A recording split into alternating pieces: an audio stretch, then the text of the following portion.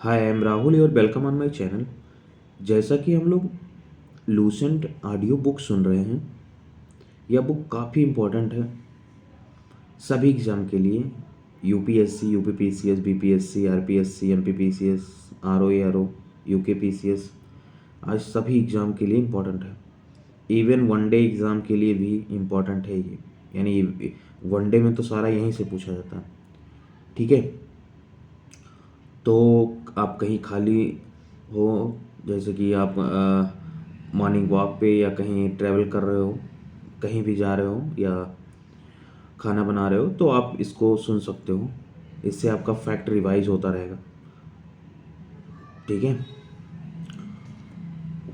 तो आज स्टार्ट करेंगे। मेडवल इंडिया हम लोग देख रहे हैं।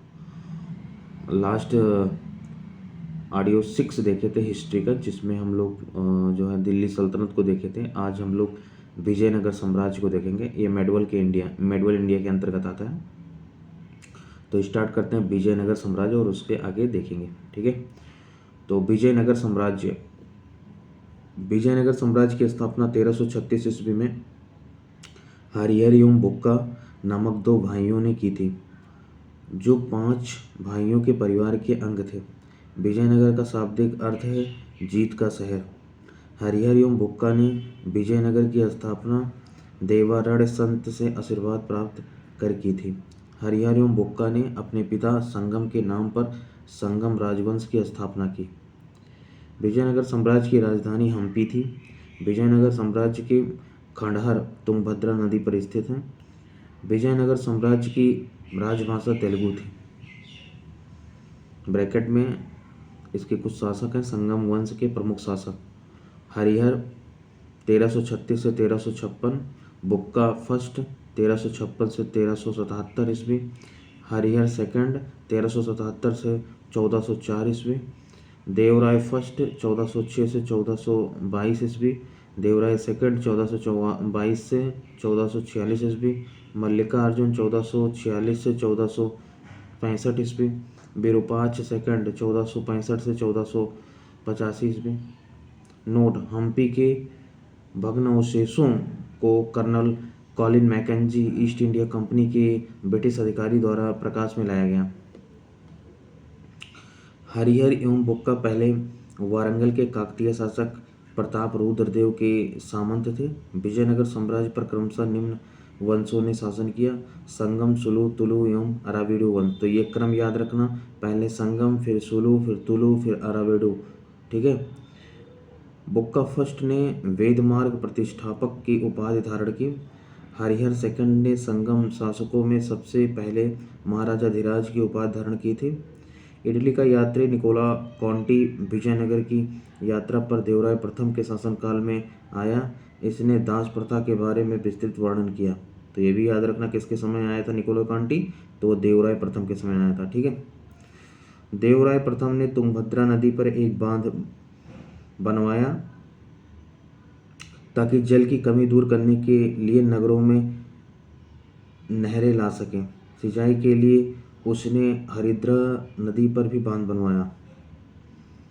आगे ब्रैकेट में देखते हैं, अष्टदिग्गज में शामिल कवि और रचना: अल्लसनिपेद्दुन, मनुचरितम एवं हरिकथा सार, नंदी तिम्म परिजातहरण, भट्टमूर्ति, नरस भूपालियम और हरिचंद्रन लोपाख्यानम, धूर्जटि, कलहस्ती महात्म, मल्लन राजशेखर चरित, अच्युतराज रामचंद्र, सकल कथा सार संग्रह एवं रामाभ्युदयम, पिंगाली सूरत राघव पांडिये, तेनाली रामकृष्णन पांडुरंग महात्म्य। ब्रैकेट में तेलुगु के 5 महाकाव्य और रचनाकार: आमुक्त माल्याद कृष्णदेव राय, मनुचरितम अल्लसनिपेद्दन, वासुचरित भट्टमूर्ति, राघव पांडवियमु, पिंगली सूरत, पांडुरंग महात्म, तेलानी रामकृष्ण।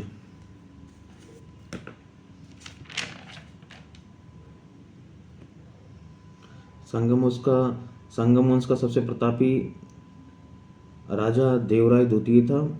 इसे इमाड देवराय भी कहा जाता था। फारसी राजदूत अब्दुल रज्जाक देवराय सेकंड के शासनकाल में विजयनगर आया था। इसके अनुसार विजयनगर में पुलिस वालों का वेतन वेश्यालय की आय से दी जाती थी। तेलुगु कवि श्रीनाथ कुछ दिनों तक देवराय सेकंड के दरबार में रहे। फरिश्ता के अनुसार देवराय सेकंड ने अपनी सेना में 2000 मुसलमानों को भर्ती किया था एवं उन्हें जागीरें दी थी। एवं अभिलेख में देवराय सेकंड को जग बैठकर हाथियों का शिकारी कहा गया है। देवराय सेकंड ने संस्कृत ग्रंथ महानाटक सुधानिधि एवं ब्रह्म सूत्र पर भाष्य लिखा। मल्लिकार्जुन को प्रौढ़ देवराज भी कहा जाता था। सालू नरसिंह ने विजयनगर में दूसरे राजवंश सालू वंश 1485 से 1506 ईस्वी की स्थापना की। तुलु वंश 1505 से 1565 ईस्वी की स्थापना वीर नरसिंह ने की थी। तुलु वंश का महान शासक कृष्णदेव राय था। वह 8 अगस्त 1509 को शासक बना। सालू तिम्मा कृष्णदेव राय का योग्य मंत्री एवं सेनापति था। बाबर ने अपनी आत्मकथा बाबरनामा में कृष्णदेव राय को भारत का सर्वाधिक शक्तिशाली शासक बताया। कृष्णदेव राय के शासनकाल में पुर्तगाली यात्री डोमिगोस पायस विजयनगर आया था। कृष्णदेव राय ने पुर्तगालियों को भटकल में किला बनवाने की अनुमति दी थी। कृष्णदेव राय के दरबार में तेलुगु साहित्य के 8 सर्वश्रेष्ठ कवि रहते थे, जिन्हें अष्टदिग्गज कहा जाता था। अष्टदिग्गज तेलुगु कवियों में अल्लसन पेद्दन सर्वप्रथम था, जो संस्कृत एवं तेलुगु दोनों भाषाओं का विद्वान था। इसे तेलुगु कविता का पितामह व आंध्र कविता का पितामह की उपाधि प्राप्त थी। उसके शासनकाल को तेलुगु साहित्य का क्लासिक युग कहा जाता है। कृष्णदेव राय ने तेलुगु में अमुक्त माल्याद एवं संस्कृत में जाम्बवती कल्याणम और उषा परिणय की रचना की। विजयनगर साम्राज्य में नंदिना गढ़ी लिपि का प्रयोग होता था। नागलपुर नामक नए नगर हजारा राम एवं विठ्ठल स्वामी मंदिर का निर्माण कृष्णदेव राय ने करवाया था। इसके अतिरिक्त कृष्णदेव राय ने चिदम्बरम मंदिर, अम्बारम में पार्वती मंदिर एवं कांचीपुरम में वरदराज एवं एकम्बर नाथ मंदिर का निर्माण करवाया। कृष्णदेव राय की मृत्यु 1529 ईस्वी में हो गई। कृष्णदेव राय ने आंध्र भोज, अभिनव भोज, आंध्र पितामह आदि उपाधि धारण की थी। तुलु वंश का अंतिम शासक सदाशिव था। राजसी तंगड़ी या तालीकोटा या बन्नी हट्टी का युद्ध 23 जनवरी 1565 ईस्वी में हुआ। इसी युद्ध के कारण विजयनगर का पतन हुआ। विजयनगर के विरुद्ध बने दक्षिण राज्यों के संघ में शामिल था बीजापुर, अहमदनगर, गोलकोंडा एवं बीदर। इस संयुक्त मोर्चे का नेतृत्व अली आदिल शाह कर रहा था। तालीकोटा के युद्ध में विजयनगर का नेतृत्व राम राय कर रहा था। विजयनगर के राजाओं और बहमनी के सुल्तानों के हित 3 अलग अलग क्षेत्रों में आपस में टकराते थे। तुंगभद्रा के दोआब में, कृष्णा गोदावरी के कछार में और मराठवाड़ा प्रदेश में। तालीकोटा युद्ध के बाद सदाशिव ने पेरुमल के सहयोग से पेनुकोंडा को राजधानी बनाकर शासन करना प्रारंभ किया। विजयनगर के चौथे राजवंश अराविडु वंश 1570 से 1672 ईस्वी की स्थापना पेरुमल ने सदाशिव को अपदस्थ कर पेनुकोंडा में किया। अराविडु वंश का अंतिम शासक रंगथड था। अराविडु शासक वेंकट सेकंड के शासनकाल में ही वोडेयार ने 1612 में मैसूर राज्य की स्थापना की थी। विजयनगर साम्राज्य की प्रशासनिक इकाई का क्रम घटते हुए इस प्रकार था: प्रांत, मंडल, कोट्टम या वलनाडु जिला, नाडु मेलग्राम 50 ग्रामों का समूह, उर ग्राम। विजयनगर कालीन सेनानायकों को नायक कहा जाता था। ये नायक वस्तुतः भूसामंत थे, जिन्हें राजा वेतन के बदले अथवा उनकी अधीनस्थ सेना के रखरखाव के लिए विशेष भूखंड दे देता था, जो अमरम कहलाता था। अयंगर व्यवस्था प्रशासन को सुचारू रूप से संचालित करने के लिए प्रत्येक ग्राम को एक स्वतंत्र इकाई के रूप में संगठित किया गया। इन ग्रामीण इकाइयों पर शासन हेतु 12 प्रशासकीय अधिकारियों की नियुक्ति की जाती थी, जिनको सामूहिक रूप से अयंगर कहा जाता था। ये अवैतनिक होते थे। इनकी सेवाओं के बदले सरकार इन्हें पूर्णतः लगान मुक्त व कर मुक्त भूमि प्रदान करती थी। इनका पद आनुवंशिक होता था। वह इस पद को बेच या गिरवी रख सकता था। ग्राम स्तर की कोई भी संपत्ति इन अधिकारियों की इजाज़त के बगैर न तो बेची जा सकती है और न ही दान में दी जा सकती है। विजयनगर आने वाले प्रमुख विदेशी यात्री देश काल और शासक निकोले कोंटी इटली 1420 ईस्वी देवराय, अब्दुल रज्जाक फारस 1442 ईस्वी देवराय सेकंड, नूनिज पुर्तगाल 1535, अत्युज राय डोमिंग पायस पुर्तगाल 1515 ईस्वी कृष्णदेवराय, बारबोसा पुर्तगाल 1515 से 16 कृष्णदेवराय। कर्णिक नामक अयंगर के पास जमीन के क्रय विक्रय से संबंधित समस्त दस्तावेज होते थे। विजयनगर साम्राज्य की आय का सबसे बड़ा स्रोत लगान था। भू राजस्व की दर उपज का 1/6 भाग था। विवाह कर वर एवं वध दोनों से लिया जाता था। विधवा से विवाह करने वाले इस कर से मुक्त थे। ओम्बले ग्राम में विशेष सेवाएं के बदले दी जाने वाली लगान मुक्त भूमि की भूधारण पद्धति थी। रक्त कोणगी युद्ध में शौर्य का प्रदर्शन करने वाले मृत लोगों के परिवार को दी गई भूमि को कहा जाता था। कुट्टगी ब्राह्मण मंदिर या बड़े भूस्वामी जो स्वयं कृषि नहीं करते थे, किसानों को पट्टे पर भूमि दे देते थे। ऐसी भूमि को कुट्टगी कहा जाता था। वह कृषक मजदूर जो भूमि के क्रय विक्रय के साथ ही हस्तांतरित हो जाते थे, कुदी कहलाते थे। युद्ध में वीरता दिखाने वाले पुरुषों के लिए गंडपेद नामक पैर में धारण करने वाले कड़े को सम्मान का प्रतीक माना जाता था। कृष्णदेवराय के दरबार में महिला अंगरक्षिकाओं का वर्णन मिलता है। विजयनगर का सैन्य विभाग कदाचार कहलाता था तथा इस विभाग का उच्च अधिकारी दंडनायक या सेनापति होता था। टकसाल विभाग का जोरी खाना कहा जाता था। चेट्टियों की तरह व्यापार में निपुण दस्तकार वर्ग के लोगों को वीर पंजाल कहा जाता था। उत्तर भारत से दक्षिण भारत में आकर बसे लोगों को बड़वा कहा जाता था। विजयनगर में दास प्रथा प्रचलित थी। मनुष्यों के क्रय विक्रय को बेसवग कहा जाता था। पर्दा प्रथा का प्रचलन नहीं था, परंतु सती प्रथा स्वैच्छिक विद्यमान थी। बाल विवाह सामान्य प्रथा थी। मंदिरों में रहने वाली स्त्रियों को देवदासी कहा जाता था। इनको आजीविका के लिए भूमि या नियमित वेतन दिया जाता था। विजयनगर के मंदिर स्थापत्य की एक प्रमुख विशेषता कल्याण मंडप एवं 1000 स्तंभों वाले गोपुरम का निर्माण था। कल्याण मंडप में देवता का विवाह समारोह मनाया जाता था। मंदिर के साथ देवता की पत्नी हेतु अम्मान मंदिर का भी निर्माण होता था। तिरुपति मंदिर में कृष्णदेवराय एवं उसकी पत्नी तिरुमल एवं चिंता देवी तथा वेंकट प्रथम आदि की मूर्तियां हैं। महानवमी का त्यौहार विजयनगर का प्रमुख राज्योत्सव था। यह उत्सव देवी दुर्गा का प्रसन्न करने के लिए था। विजयनगर काल की कन्नड़ कृतियों में भीमक द्वारा रचित बासो पुराण अत्यंत प्रसिद्ध लिंगायत धर्म ग्रंथ है। मधुरा विजयम बुक्का प्रथम के पुत्र कुमार कंपन की पत्नी गंगा देवी की रचना है। कृष्णदेव राय और राम राय एक अच्छे संगीतज्ञ थे। लक्ष्मी नारायण कृष्णदेव राय का दरबारी संगीतकार था। उसने संगीत सर्वोदय नामक पुस्तक की रचना की।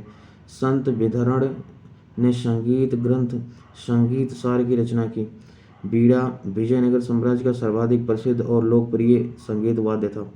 विजयनगर की चित्रकला लिफाछी कला के नाम से भी जानी जाती है। इस चित्रकला के विषय रामायण और महाभारत से लिए गए हैं।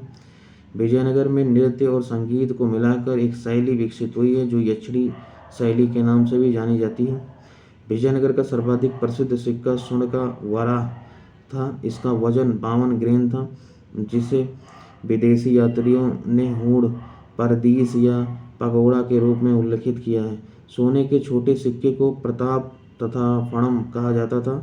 प्रताप 26 ग्रेन का तथा फणम 5.5 ग्रेन का होता था। चांदी के सिक्कों को वार चांदी के सिक्कों को तार कहा जाता था।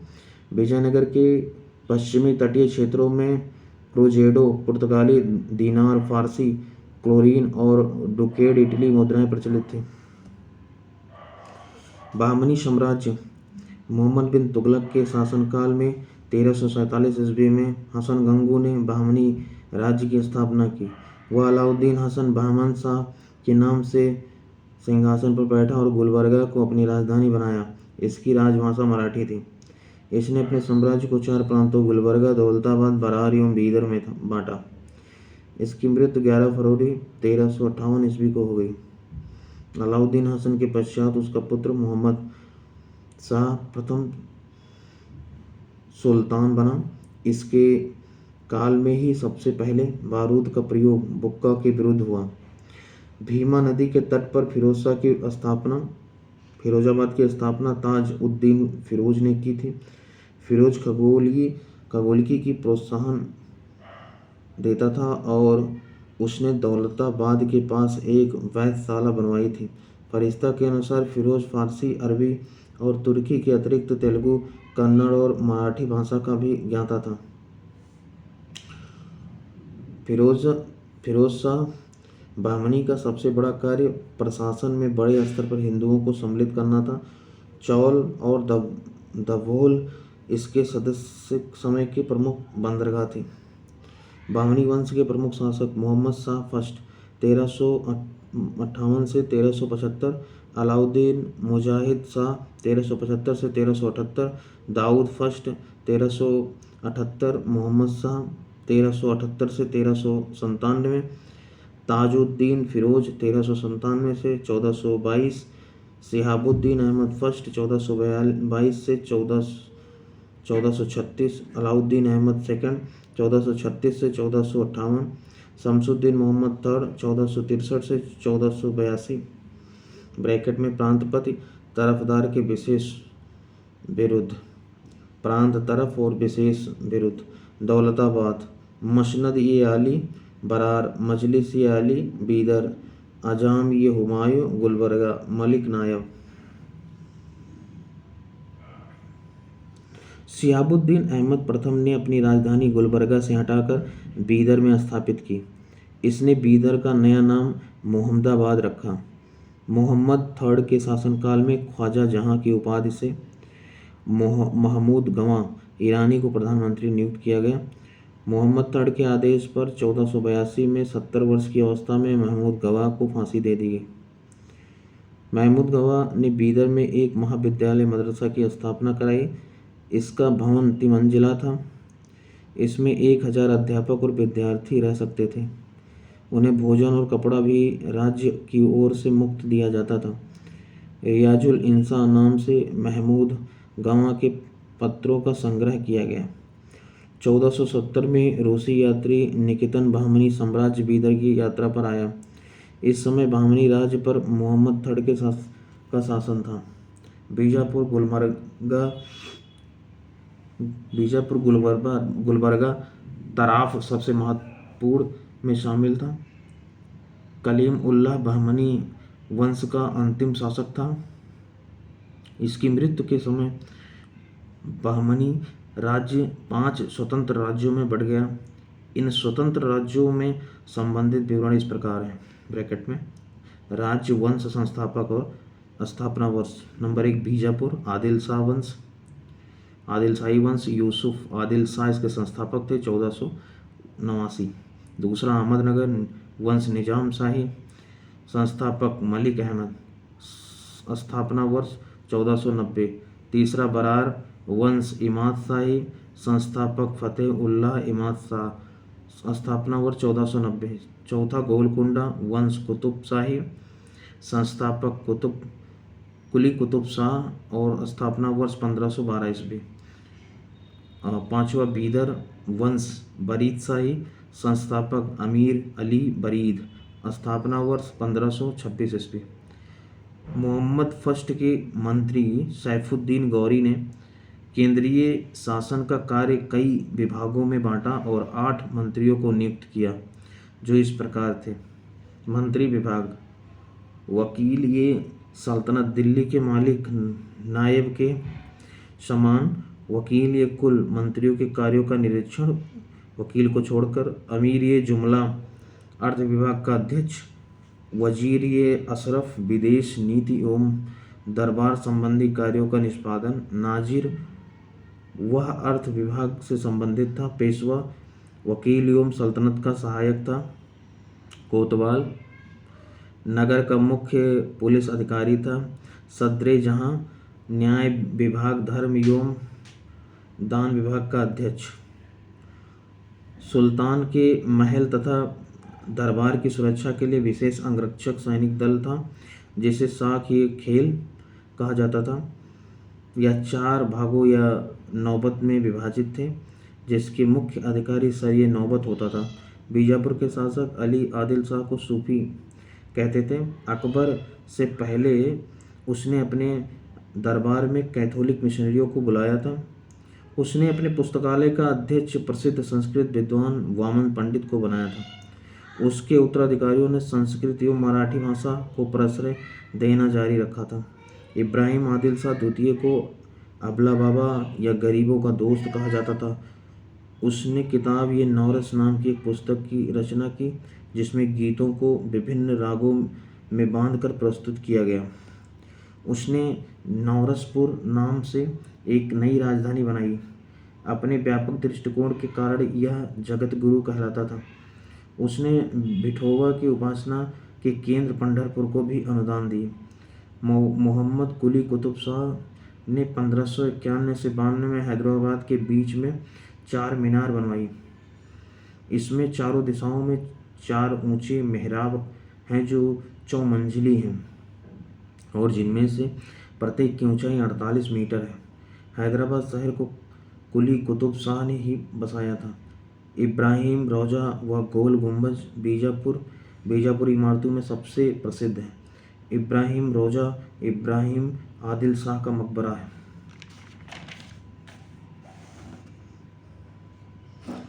1680 में बनाए गए गोल गुंबद इतना विशाल है जितना विशाल एक गुंबद कभी नहीं बनाया गया। इसके सभी अनुपात संगतिपूर्ण हैं।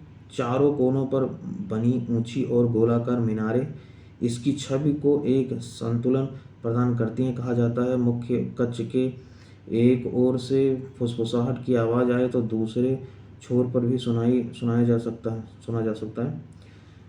अब हम पढ़ेंगे स्वतंत्र प्रांतीय राज्य। ठीक है, तो उसमें कई राज्य हैं जैसे कि जौनपुर, कश्मीर, बंगाल, मालवा, गुजरात, मेवाड़, खानदेश। ठीक है, तो पहला हम पढ़ेंगे जौनपुर।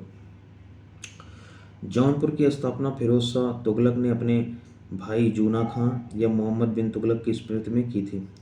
जौनपुर में स्वतंत्र सरगी राजवंश की स्थापना मलिक सरवर ख्वाजा जहान ने की थी। ख्वाजा जहान को मलिक उस सर्क पूर्व का स्वामी की उपाधि 1364 ईस्वी में फिरोज शाह तुगलक के पुत्र सुल्तान महमूद ने दी थी। जौनपुर के अन्य प्रमुख शासक थे मुबारक शाह 1399 से 1402 ईस्वी, शमसुद्दीन इब्राहिम शाह 1402 से 1436 ईस्वी, महमूद शाह 1436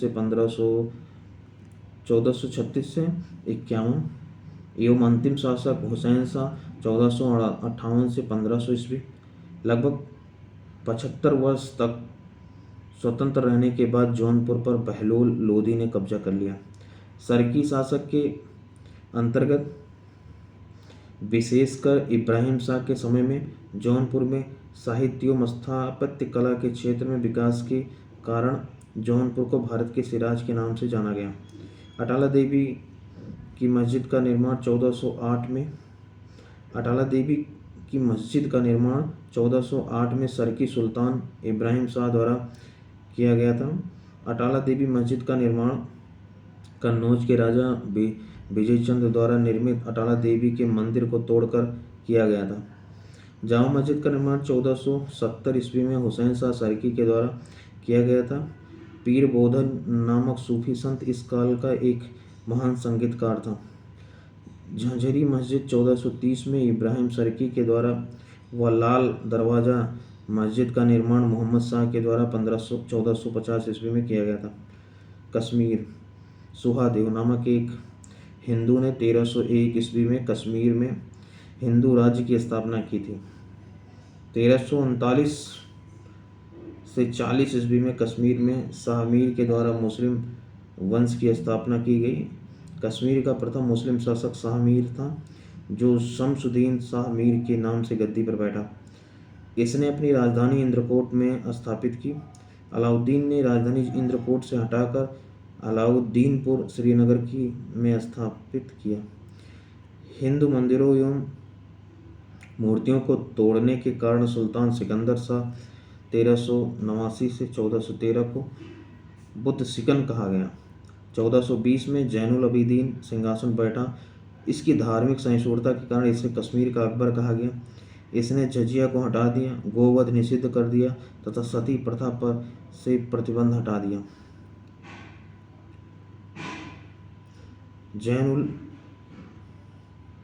जैनुल अबीदीन के प्रशासन में अनेक हिंदुओं को ऊंचे पद प्राप्त थे। श्री भट्ट उसका न्याय मंत्री और दरबारी चिकित्सक था। बुलर झील स्थित जैना लंका इसके काल की अभियांत्रिकी उन्नति का उत्कृष्ट नमूना है। जैनुल अबीदीन फारसी, संस्कृत, कश्मीरी, तिब्बती आदि भाषाओं का ज्ञाता था। इसने महाभारत एवं राजतरंगिणी को फारसी में अनुवाद करवाया। बंगाल, इख्तियारुद्दीन मोहम्मद बिन बख्तियार खिलजी ने बंगाल को दिल्ली सल्तनत में मिलाया। गयासुद्दीन तुगलक ने बंगाल को तीन भागों में विभाजित किया। लखनौती, उत्तर बंगाल, सोनारगांव पूर्वी बंगाल एवं सतगांव दक्षिणी बंगाल। 1345 ईस्वी में हाजी इलियास बंगाल के विभाजन को समाप्त कर शमसुद्दीन इलियास शाह के नाम से बंगाल का शासक बना। पांडुआ में अदीना मस्जिद का निर्माण 1364 ईस्वी में सुल्तान सिकंदर शाह ने करवाया था। बंगाल का शासक गयासुद्दीन आजम शाह 1389 से 1409 ईस्वी अपनी न्यायप्रियता के लिए प्रसिद्ध था। अलाउद्दीन हुसैन शाह 1493 से 1518 ईस्वी ने राजधानी को पांडुआ से गौड़ स्थानांतरित किया। महाप्रभु चैतन्य अलाउद्दीन के समकालिक थे। अलाउद्दीन ने सत्यपीर नामक आंदोलन की शुरुआत की। मालाधार वसु ने अलाउद्दीन के शासनकाल में ही श्री कृष्ण विजय की रचना कर गुड़राज खान की उपाधि धारण की। इनके बेटे को सत्यराज खान की उपाधि दी गई। नसरुद्दीन नुसरत शाह ने गौड़ में बड़ा सोना एवं कदम रसूल मस्जिद का निर्माण करवाया। अब मालवा पे चलते हैं। मालवा, दिलावर खान ने 1401 ईस्वी में मालवा को स्वतंत्र घोषित किया। दिलावर का पुत्र अलफ खां हुसंग शाह की उपाधि धारण कर 1405 ईस्वी में मालवा का शासक बना। इसने अपनी राजधानी को धारा से मांडू स्थानांतरित किया। मालवा में खिलजी वंश की स्थापना महमूद शाह ने की। गुजरात के शासक बहादुर शाह ने महमूद शाह सेकंड को युद्ध में परास्त कर उसकी हत्या कर दी और मालवा को गुजरात में मिला लिया। मांडू के किले हिंडोला भवन या दरबार हाल का निर्माण हुसंग शाह ने करवाया था। इस किले में सर्वाधिक महत्वपूर्ण है दिल्ली दरवाजा। बाज बहादुर एवं रूपमती का महल का निर्माण सुल्तान नसरुद्दीन शाह द्वारा करवाया गया था। जहाज महल का निर्माण गयासुद्दीन खिलजी ने मांडू में करवाया था। कुश्क महल को महमूद खिलजी ने फतेहाबाद नामक स्थान पर बनवाया था। गुजरात, अगला प्रांत है गुजरात। गुजरात के शासक राजा कर्ण को पराजित कर अलाउद्दीन ने 1297 ईस्वी में इसे दिल्ली सल्तनत में मिला लिया था। 1391 में मोहम्मद शाह तुगलक द्वारा नियुक्त गुजरात का सूबेदार जफर खान ने सुल्तान मुजफ्फर शाह की उपाधि ग्रहण कर 1407 ईस्वी में गुजरात का स्वतंत्र सुल्तान बना। गुजरात के प्रमुख शासक थे अहमद शाह 1411 से 52, महमूद शाह बेगड़ा 1458 से 1511 ईस्वी और बहादुर शाह 1526 से 1537 ईस्वी। अहमद शाह ने असावल के निकट साबरमती नदी के किनारे अहमदाबाद नामक नगर बसाया और पाटन से राजधानी हटाकर अहमदाबाद को राजधानी बनाया। गुजरात का सबसे प्रसिद्ध शासक महमूद बेगड़ा था। महमूद बेगड़ा ने गिरनार के निकट मुस्तफाबाद नामक नगर और चंपानेर के निकट मुहम्मदाबाद नगर बसाया। महमूद बेगड़ा सुल्तान सिकंदर लोदी का समकालीन तथा उसका मित्र था। इसके शासनकाल में पहली बार दिल्ली के शासक सिकंदर लोदी ने गुजरात के शासक बेगड़ा को बाहर भेजी। बारबोसा ने मजहूद बेगड़ा को विष पुरुष कहा है। बार्थोमा ने बेगड़ा के विषय में लिखा है कि उसकी मूंछ इतनी लंबी थी कि वह अपने सिर के पीछे बांधता था। उदयराज बेगड़ा का दरबारी कवि था जिसने सुल्तान की प्रशंसा में महमूद चरित नामक पुस्तक लिखी। एक ब्राह्मण मलिक गोपी बेगड़ा का मुख्यमंत्री था। हुमायूं से हार के बाद बहादुर शाह ने दीव को पुर्तगालियों को सौंप दिया। बहादुर शाह संगीत प्रेमी था। उसने संगीतज्ञ मंजू कलावंत को संरक्षण प्रदान किया। नोट 1611 में सिकंदर बिन मोहम्मद मंजू द्वारा लिखी मिरात ये सिकंदरी गुजरात के इतिहास को जफर खान मुजफ्फर शाह फर्स्ट द्वारा मुस्लिम विजय से मुजफ्फर शाह थर्ड 1551 की मृत्यु और गुजरात के बाद की घटनाओं तक वर्णन देता है। यह पुस्तक गुजरात के सामाजिक एवं सांस्कृतिक जीवन का लेखा जोखा है। मेवाड़ अलाउद्दीन खिलजी ने 1303 ईस्वी में मेवाड़ के गुहिलौत राजवंश के रतन सिंह को पराजित कर मेवाड़ को दिल्ली सल्तनत में मिला लिया। गुहिलौत वंश की एक शाखा सिसोदिया वंश के हमीर देव मोहम्मद तुगलक को हराकर पूरे मेवाड़ को स्वतंत्र कर लिया। राणा कुंभा ने 1448 में चित्तौड़ में एक विजय स्तंभ की स्थापना की। खानवा का युद्ध 1527 ईस्वी में राणा सांगा एवं बाबर के बीच हुआ जिसमें बाबर विजयी हुआ। 1576 ईस्वी में हल्दी घाटी का युद्ध राणा प्रताप एवं अकबर के बीच हुआ जिसमें अकबर विजयी हुआ। मेवाड़ की राजधानी चित्तौड़गढ़ थी। जहांगीर ने मेवाड़ को मुगल साम्राज्य में मिला लिया। खानदेश तुगलक वंश के पतन के समय फिरोज शाह तुगलक के सूबेदार मलिक अहमद राजा फारूकी ने नर्मदा एवं ताप्ती नदियों के बीच 1382 में खानदेश की स्थापना की। खानदेश की राजधानी बुरहानपुर थी। इसका सैनिक मुख्यालय असीरगढ़ था। 1601 में अकबर ने खानदेश को मुगल साम्राज्य में मिला लिया। सूफी आंदोलन अबू हासिम ने सबसे पहले सूफी का शब्द का प्रयोग किया था। जो लोग सूफी संतों में शिष्यता ग्रहण करते थे उन्हें मुरीद कहा जाता था। सूफी जिन आश्रयों में निवास करते थे उन्हें खानकाह या मठ कहा जाता था। सूफियों के धर्म संघ बा सारा इस्लामी सिद्धांत के समर्थन और बेशारा इस्लामी सिद्धांत में बंधे नहीं में विभाजित थे। भारत में चिश्ती एवं सोहरावर्दी सिलसिला की जड़ें काफ़ी गहरी थी। ख्वाजा मोइनुद्दीन चिश्ती ने भारत में चिश्ती सिलसिला की शुरुआत की। चिश्ती सिलसिला का मुख्य केंद्र अजमेर था। चिश्ती सिलसिला के कुछ अन्य महत्वपूर्ण संत थे निजामुद्दीन औलिया, बाबा फरीद, बख्तियार काकी एवं शेख बुरहाउद्दीन गरीब। बाबा फरीद बख्तियार काकी के शिष्य थे। बाबा फरीद की रचनाएं गुरु ग्रंथ साहिब में शामिल हैं। बाबा फरीद के दो महत्वपूर्ण शिष्य थे निजामुद्दीन औलिया एवं अलाउद्दीन साबिर। हजरत निजामुद्दीन औलिया ने अपने जीवन काल में दिल्ली के 7 सुल्तानों का शासन देखा था। इनके प्रमुख शिष्य थे शेख सलीम चिश्ती, अमीर खुसरो, अमीर हसन देहलवी। शेख बुरहानुद्दीन गरीब ने 1340 में दक्षिण भारत के क्षेत्रों में चिश्ती संप्रदाय की शुरुआत की और दौलताबाद को मुख्य केंद्र बनाया। सूफियों के सोहरावर्दी धर्म संघ या सिलसिला की स्थापना शेख शिहाबुद्दीन उमर सोहरावर्दी ने की, किंतु 1262 में इसके सुदृढ़ संचालन का श्रेय शेख बहाउद्दीन जकारिया को है। इन्होंने सिंध एवं मुल्तान को मुख्य केंद्र बनाया। सोहरावर्दी धर्म संघ के अन्य प्रमुख संत थे जलालुद्दीन तबरीची, सैयद सुर्ख जोश, बुरहान आदि। सोहरावर्दी सिलसिला ने राज्य के संरक्षण को स्वीकार किया था। शेख अब्दुल्ला सत्तारी ने सत्तारी सिलसिले की स्थापना की थी। इसका मुख्य केंद्र बिहार था।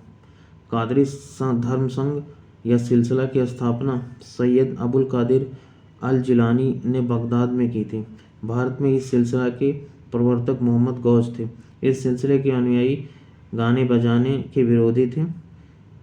ये लोग शिया मत के विरुद्ध थे। राजकुमार दारा शाहजहां का श्रेष्ठ पुत्र यानी कि दारा शिकोह कादरी सिलसिला के मुल्ला शाह का शिष्य था। नक्शबंदी धर्म संघ का सिलसिला की स्थापना ख्वाजा उबैदुल्लाह ने की थी। भारत में इस सिलसिला की स्थापना ख्वाजा बकी बिल्लाह ने की थी। भारत में इसके व्यापक प्रचार प्रसार का श्रेय बकी बिल्लाह के शिष्य अकबर के समकालीन शेख अहमद सरिंदी को था। फिरदौसी सोहरावर्दी सिलसिला का ही एक शाखा थी जिसका कार्यक्षेत्र बिहार था। इस सिलसिले को शेख शरीफुद्दीन यहवा ने लोकप्रिय बनाया। यहवा ख्वाजा निजामुद्दीन के शिष्य थे। अब हम भक्ति आंदोलन देखते हैं। भक्ति आंदोलन छठी सदी में भक्ति आंदोलन की शुरुआत तमिल क्षेत्र में जो कर्नाटक और महाराष्ट्र में फैल गई। भक्ति आंदोलन का विकास 12 अलवार वैष्णव संतों और 63 नयनार शैव संतों ने किया। शैव नयनारियों वैष्णव अलवार जैनियों और बौद्धों के अपरिग्रह को अस्वीकार कर ईश्वर के प्रति व्यक्तिगत भक्ति को ही मुक्ति का मार्ग बताते थे। नोट: अलवार शब्द का अर्थ अंत ज्ञान रखने वाला वह व्यक्ति जो ईश्वरीय चिंतन में पूर्णतः विलीन हो गया हो।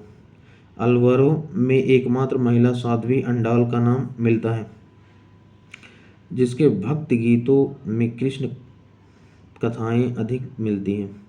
शैव संत अप्पार ने पल्लव राजा महेंद्र वर्मन को शैव धर्म स्वीकार करवाया। भक्ति कवि संतों को संत कहा जाता था और इनके दो समूह थे। प्रथम समूह वैष्णव संत जो महाराष्ट्र में लोकप्रिय हुए वह भगवान विठोबा के भक्त थे। विठोबा पंथ के संत और उनके अनुयायी वारकरी या तीर्थयात्री पंथ कहलाते थे क्योंकि हर वर्ष पंढरपुर की तीर्थ यात्रा पर जाते थे।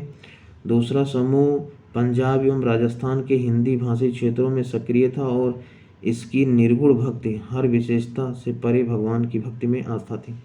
भक्ति आंदोलन को दक्षिण भारत से उत्तर भारत में रामानंद के द्वारा लाया गया। बंगाल में कृष्ण आंदोलन के प्रारंभिक प्रतिपादकों में बदैयापत्र ठाकुर और चंडीदास थे। रामानंद की शिक्षा से दो संप्रदायों का प्रादुर्भाव हुआ: सगुण जो पुनर्जन्म में विश्वास रखता है और निर्गुण जो भगवान के निराकार रूप को पूजता है। सगुण संप्रदाय के सबसे प्रसिद्ध व्याख्याताओं में से थे तुलसीदास और नाभादास जैसे राम भक्त और निम्बार्क, वल्लभाचार्य, चैतन्य, सूरदास और मीराबाई जैसे कृष्ण भक्त। निर्गुण संप्रदाय के सबसे प्रसिद्ध प्रतिनिधि थे कबीर, जिन्हें भावी उत्तर भारतीय पंथों का आध्यात्मिक गुरु माना गया है। शंकराचार्य के अद्वैत दर्शन के विरोध में दक्षिण में वैष्णव संतों द्वारा 4 मतों की स्थापना की गई थी।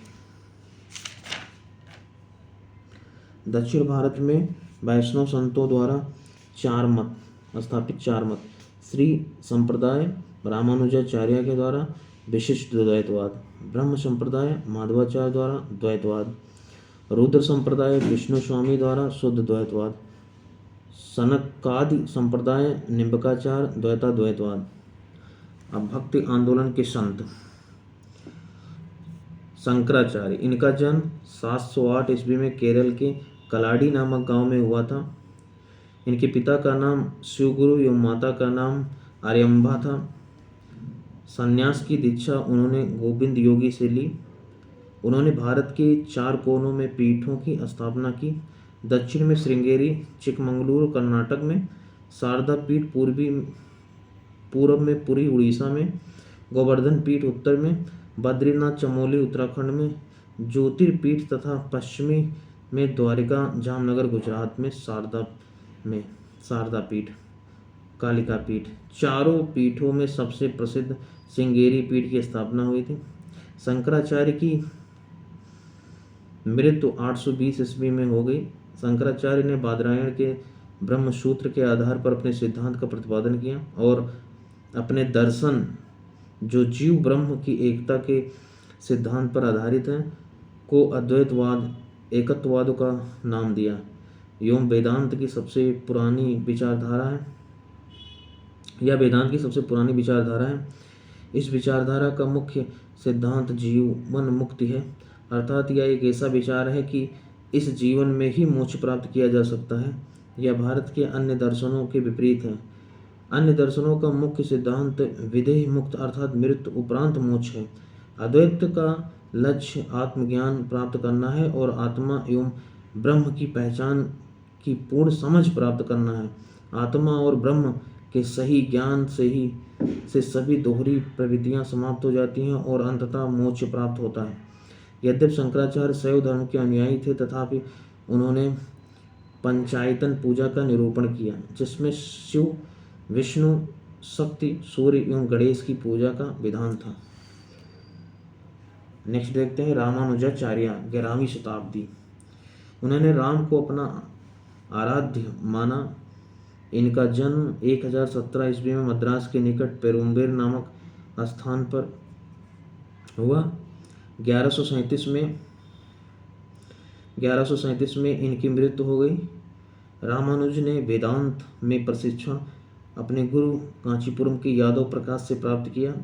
इनके अनुसार मोक्ष प्राप्ति का सर्वोत्तम साधन विष्णु के प्रति अनन्य भक्ति का भाव रखना है। भगवान विष्णु की कृपा दृष्टि से भक्ति उनके साथ एकाकार होने का परमानंद प्राप्त कर सकता है। रामानुज ने विशिष्ट द्वैतवाद के सिद्धांत का प्रतिपादन किया, जिसके अनुसार आत्मा परमात्मा से जुड़ने के बाद भी अपनी अलग सत्ता बनाए रखती है। इनके सिद्धांत ने भक्ति की नई धारा को बहुत प्रेरित किया, जो परवर्ती काल में उत्तरी भारत में विकसित हुई। रामानुजाचार्य के अनुसार आत्मा व परमात्मा का संबंध चिंगारी व अग्नि के संबंध जैसा है। रामानुज के अनुयायियों को वैष्णव कहा जाता है। शंकराचार्य का दृष्टिकोण, रामानुज का दृष्टिकोण। शंकराचार्य इनके अनुसार ब्रह्म निर्गुण है। रामानुज के अनुसार ब्रह्म के गुण भी होते हैं, ब्रह्म के कुछ गुण भी होते हैं। शंकराचार्य का दृष्टिकोण, इनके अनुसार ज्ञान की मुक्ति का मुख्य साधन है, ज्ञान ही मुक्ति का मुख्य साधन है। रामानुजर के दृष्टिकोण क्या है? इनके अनुसार श्रद्धा तथा समर्पण का अभ्यास मुक्ति प्राप्ति का साधन है। ठीक है, तो दोनों में डिफरेंस है। अब अगला देखते हैं रामानंद। 1368 से 1468, लगभग 100 साल लीजिए। रामानंद का जन्म प्रयाग में हुआ था। इनकी शिक्षा प्रयाग तथा वाराणसी में हुई। इन्होंने अपना संप्रदाय सभी जातियों के लिए खोल दिया। रामानुज की भांति इन्होंने भी भक्ति को मोक्ष का एकमात्र साधन स्वीकार किया। इन्होंने मर्यादा पुरुषोत्तम राम एवं सीता के आराधना को समाज के समक्ष रखा। रामानंद के 12 शिष्य में 2 स्त्रियां पद्मावती एवं सुरसरी थीं। इनके प्रमुख शिष्य थे रैदास चमार, कबीर जुलाहा, धन्ना जाट, सेनानाई, पीपा राजपूत, सदना कसाई। कबीर का जन्म 1440 ईस्वी विवादास्पद में वाराणसी में एक विधवा ब्राह्मणी के गर्भ में लोक श्रुतियों के अनुसार हुआ था। लोक लज्जा के भय से उसने नवजात शिशु को वाराणसी में लहरतारा के पास एक तालाब के समीप छोड़ दिया। जुलाहा नीरू तथा उसकी पत्नी नीमा इस नवजात शिशु को अपने घर ले आए। इस बालक का नाम कबीर रखा गया। कबीर की शादी लोई से हुई। उसके 2 बच्चे हुए। उनकी जिंदगी आम गृहस्थ जैसी ही थी। उन्होंने राम, रहीम, हजरत अल्लाह आदि को एक ही ईश्वर के अनेक रूप माने। इन्होंने जाति प्रथा, धार्मिक कर्मकांड, बाह्य आडंबर, मूर्ति पूजा, जब तब, अवतारवाद आदि का घोर विरोध करते हुए एकेश्वरवाद में आस्था व्यक्त की एवं निराकार ब्रह्म की उपासना को महत्व दिया। निर्गुण भक्ति धारा से जुड़े कबीर ऐसे प्रथम भक्त थे जिन्होंने संत होने के बाद भी पूर्णतः ग्रस्त जीवन का निर्वाह किया। इनके अनुयायी कबीर पंथी कहलाए। कबीर के उपदेश शब्द सिखों के आदि ग्रंथ से संग्रहित हैं। कबीर की वाणी का संग्रह बीजक शिष्य धर्मदास द्वारा संकलित नाम से प्रसिद्ध है। बीजक में 3 भाग हैं, रामायणी, शबद, साखी। उनकी भाषा को सदुक्कड़ी कहा गया है। इसमें ब्रज भाषा, अवधी, राजस्थानी भाषा के शब्द पाए जाते हैं। कबीरदास की मृत्यु 1510 ईस्वी में मगहर में हुई। नोट: कबीर सुल्तान सिकंदर लोदी के समकालीन थे। गुरु नानक का जन्म 1469 ईस्वी में विभाजित पंजाब के रावी नदी के तट पर स्थित तलवंडी नामक ग्राम में हुआ था, जो अब ननकाना साहिब के नाम से विख्यात है।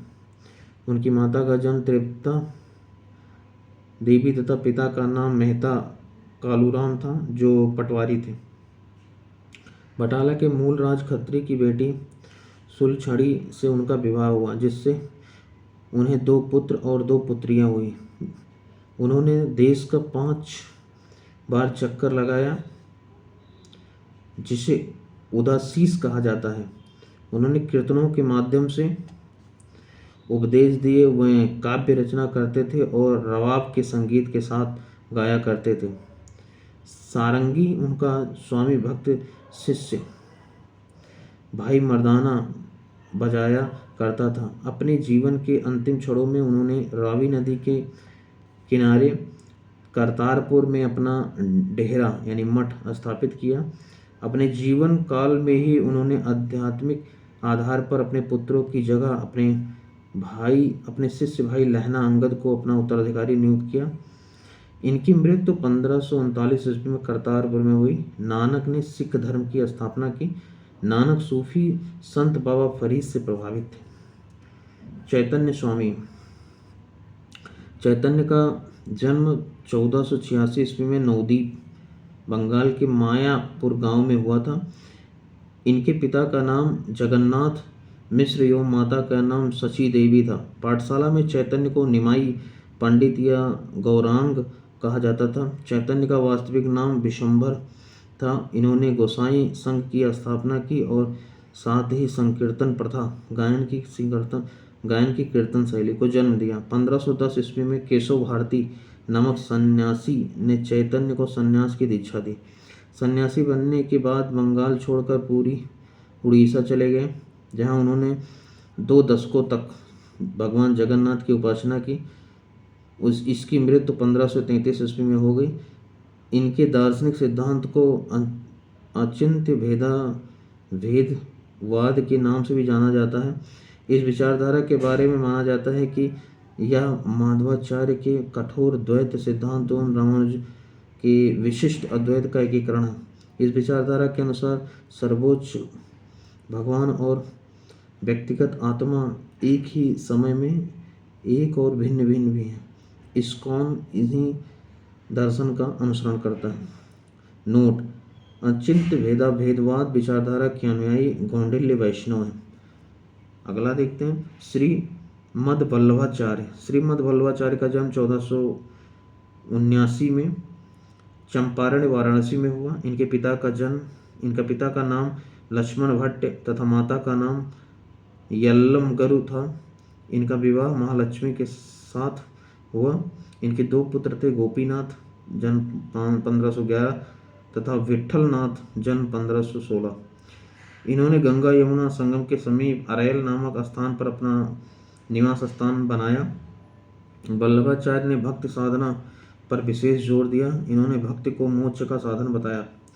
इनके अनुसार आत्मा और परमात्मा भिन्न भिन्न नहीं है, अपितु एक हैं। इस विचारधारा के अनुयायी पुष्टमार्ग संप्रदाय से संबंधित हैं।